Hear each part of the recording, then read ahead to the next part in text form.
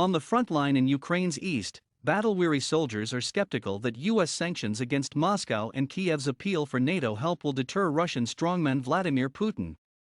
"We should only count on ourselves," Taras Mykytsey, a 52-year-old soldier, told AFP in the front line. The separatists, who have carved out two people's republics in eastern Ukraine, are backed by Russia.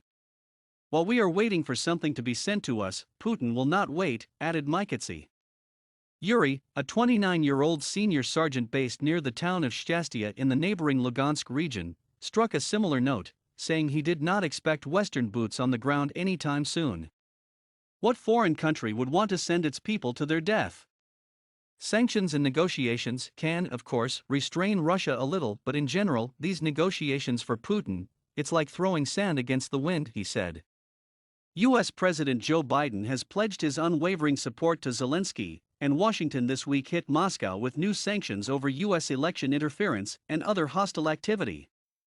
After talks in Paris on Friday with French President Emmanuel Macron and German Chancellor Angela Merkel, the Ukrainian leader called for a four-way summit with Putin and the resumption of a ceasefire upended by a recent spate of clashes between Kiev troops and the separatists. Around 30 Ukrainian troops have been killed since the start of the year, compared to 50 last year. Most of them were victims of sniper fire.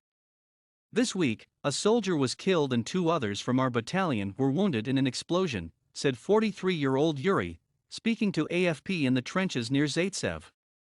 Yuriy said the explosion was caused by a Russian-made landmine.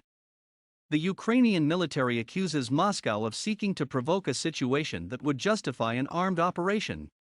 The enemy's task is to cause as many losses as possible and provoke return fire. Russia has denied sending weapons and soldiers across the border and says its troop movements do not pose a threat to anyone.